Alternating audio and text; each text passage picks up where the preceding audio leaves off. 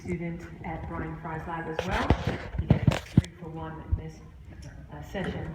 I'm here today to talk to you about a few snake venoms from Australia, and particularly their relative potency on the blood and their relative anti-venom efficacy using a new anti-venom recently developed. So I'll start off by introducing these 2 species of snakes. We've got Oxyuranus, which is the Taipan genus, and also Pseudonaya, which is the brown snake genus. These 2 snakes are the most iconic snakes in Australia, and they're often very feared, and for a decent reason. Their venom is incredibly potent, not only on the blood, but also on the nervous system. And for instance, with the brown snake bite just 2 months ago, there was a man in Townsville and he died within 40 minutes. So it's some of the quickest acting venom for resulting in death if you do the wrong thing in terms of treating that bite. Now, these are also very medically important snakes in Australia as well as in New Guinea. They occur in both areas. And in Australia, here these dots represent localities for these species, and it does overlap with the population of the majority of humans in Australia. And just as an example to illustrate the problem in New Guinea, with taipans in particular, this is where we've got information. We don't have much information about the brown snake bites in New Guinea, but with taipans, in Port Moresby Hospital, for example, in just 2.5 years, there were 30 deaths recorded, probably from this species, the taipan, the coast taipan. And in comparison, we've got at the Royal Darwin Hospital, in 14 years, there were no snakebite deaths, and that's despite having 40 people coming in with confirmed snake bites, and taipans do occur in both areas. So it's a particular problem in New Guinea, and so I was interested whether this new antivenom that was developed from taipans to treat taipans, whether they could also treat brown snake bites. Because brown snakes do occur in New Guinea as well, and it could be a good alternative for those living in that area. We'll go into more about that soon. So the venom samples are used in this particular project span across Australia, and we do have the brown snake species represented by red pins, and taipan species, the samples of venom represented by the yellow pins. So a very good range, and we were able to represent every single species that's currently recognized from these 2 genera. And a total of 28 venoms. So and we actually were able to include 2 different venom samples from each species, except for 2 that are rare in captivity. So this is the most varied and comprehensive study that has been conducted on the venom of these 2 genera. So here is a video of I'm milking a dugite here using what's called the pipette method. You see the venom come into the pipette there. I was quite excited because this method is used for small venom yielding snakes with small fangs, and that is a very good venom yield from this species. And I was interested how their venom affects the blood, because coagulant toxicity, coagulopathy I should say, is the leading pathology in deaths from snake bites across the world, and it's a very difficult one to treat medically. So here you have, there's actually 2 different blood types, O negative, B positive, an interesting point, they're different colors actually. And so we pooled them before working with them, and then I added venom to the system as well as buffer, calcium and phospholipid, as you've heard from my colleagues, to somewhat recreate physiological conditions.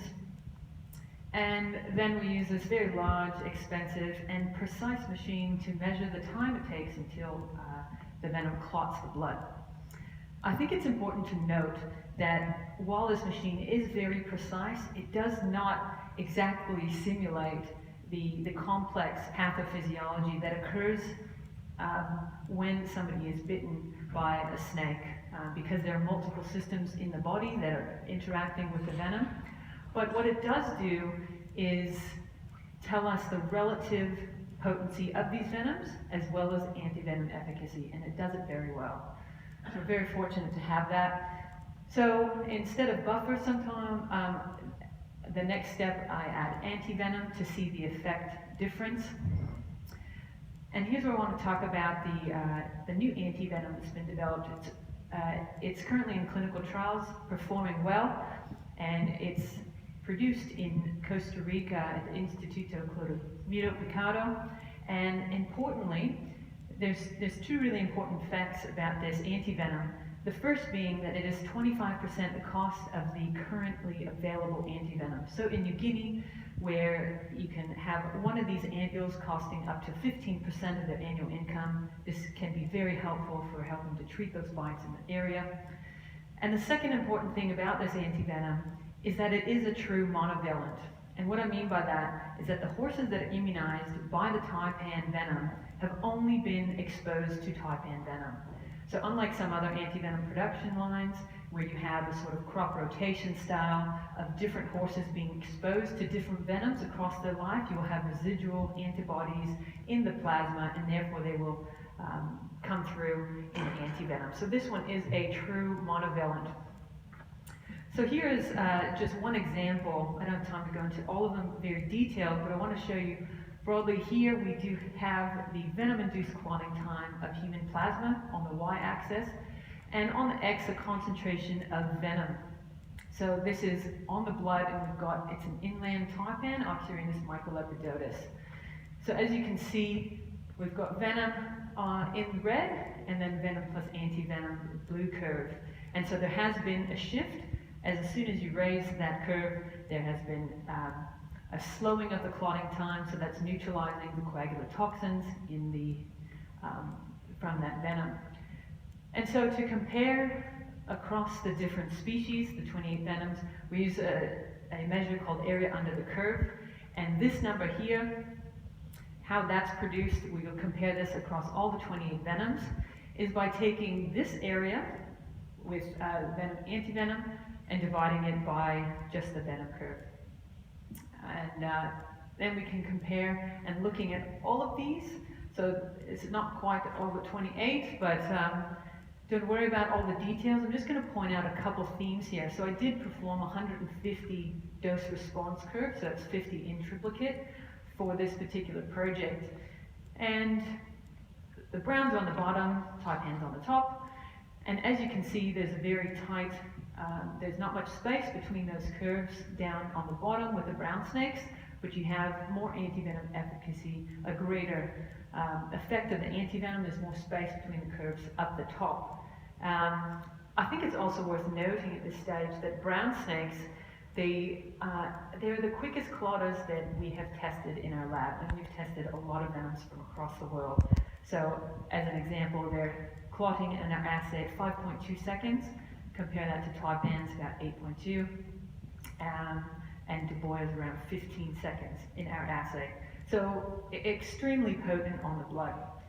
So we want to map this over the top of a phylogenetic tree so that we can look at the relationship over evolutionary time between all the samples in the study. And so again, Taipans on the top, browns on the bottom. And here we've mapped this continuous functional trait, which is anti-venom efficacy, calculated by the method I just described. And you've got the warmer colors, the sort of pink, indicating greater anti-venom efficacy, and the cooler colors, the blue, indicating less anti-venom efficacy. So as you can see, the Taipans in bright pink at the top, they are very well neutralized. And in comparison, so we've got one of the ones on the bottom is the actual immunizing snake venom. So this is how, at best case scenario, this antivenom would perform. And you compare that to the bottom, and there's a much reduced effect of the antivenom, unfortunately.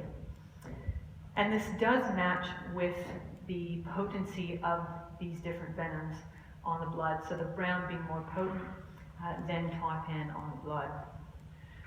I also performed cofactor dependency tests. As you've heard from my colleagues, we found it's quite important for doing any bioactivity tests on venoms. So I wanted to see the difference of the effect when I remove calcium from this assay, and also when I remove phospholipid.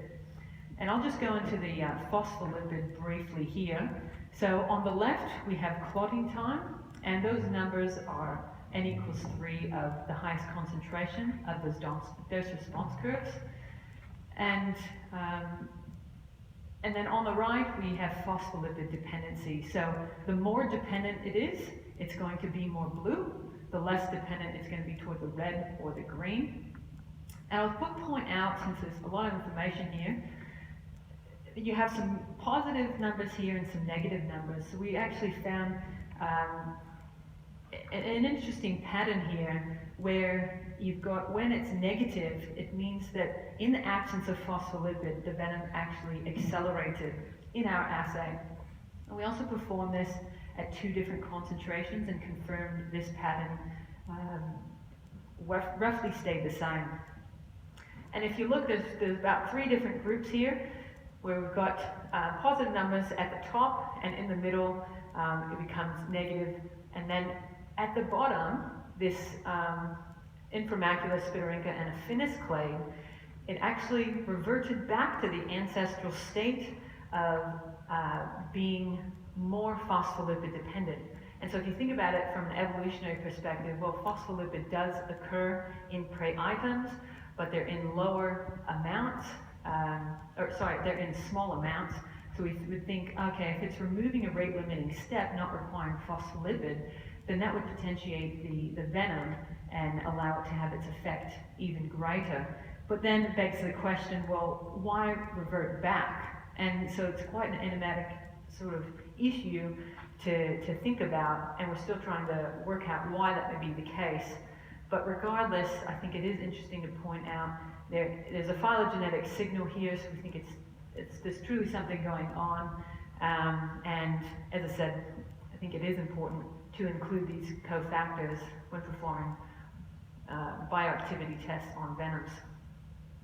So also, as a side note, I compared 4 different venoms from Pseudonea textilis, that's a commoner eastern brown snake, and these venoms span 1,700 kilometers in Australia.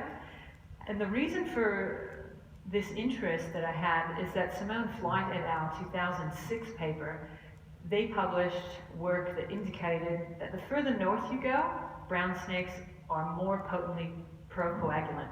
The further south in Australia, the less procoagulant. So I thought, oh, well, let's test our different venoms and localities. And as you can see from the overlapping error bars and the insignificant ANOVA test of non-normally distributed data here, we see that there wasn't a significant difference.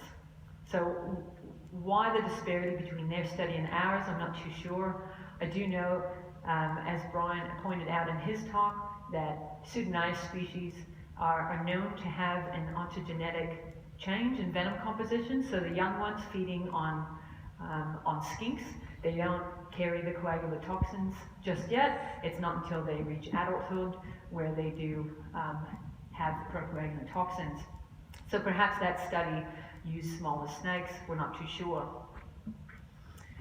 So take-home message here, we've got brown snakes, they're certainly more procoagulant toxic than taipans, and that has been shown in the past with different studies.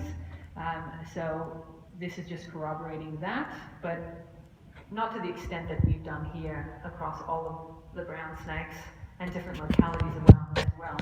I think it's important to note this is drop for drop, so having a head-to-head comparison of the same venom concentration, but there's a lot more factors involved here, like the length of the fangs and also the venom yield per snake.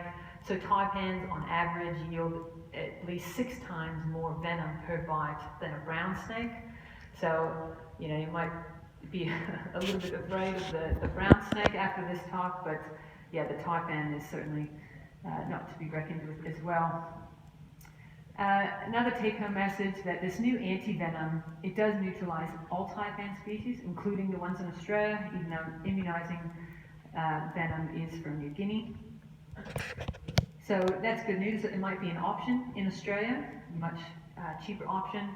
maybe more hospitals can carry this antivenom as a result when it is available. But unfortunately, the brown snake venom, as I mentioned, it was less neutralized by this antivenom, and that's despite there being very similar coagulotoxins in both of these similarly related snakes. And so that unfortunately leads us to a situation where brown snakes in PNG remain without an affordable treatment. And as you've heard, the theme that's going on with the conference, issues with reporting snake bites and actually quantifying the problem. We're not too sure in New Guinea what the current status of the problem is with brown snake bites, but it could be very problematic, and people might be left without an option there, or a very expensive one, being they're polyvalent. And also, finally, that cofactors are important to include in bioactivity tests, as you've seen from several talks so far. And I couldn't help, in a second, so the last bit, brown snake locality, similarly potent on the blood, as I showed with that last graph. I just have a couple more minutes, and I couldn't help but include a little bit of extra information of this next paper that I've been working on, because I'm really excited about it. So our beloved domestic friends, the cat and the dog, are also affected by snakebite, not just humans. So I was interested how different venoms are acting on cat and dogs, again on the blood. And I have a graph here showing one of the saw-scaled vipers from Mali, and as you can see, the very different effects on the different plasmas. So cat being in blue, human in red, and dog getting smashed very low on the bottom in brown there. And when you compare that to another venom that I tested, Bothrops atrox from Brazil, as you just heard from my colleague and friend Leiden, notice the pattern has shifted. So rather than the cat being on top on the left, you have cat in the middle over here, and they're all quite compressed. There's not much difference there. So I think it's fascinating to look at the different vulnerabilities of cats and dogs to different venoms. So I'm using venoms from across the world indicated by these yellow pins. So cat and dog plasma versus those snakes coming up in my next paper. So finally, just like to acknowledge my great professor, supervisor, Brian Fry, venom supplies for some of the venoms, my amazing partner, Chris, and also my colleagues at the Venom Evolution Lab and the University of Queensland for supporting my research, giving me a scholarship, and of course, you for listening. Thank you very much for your attention.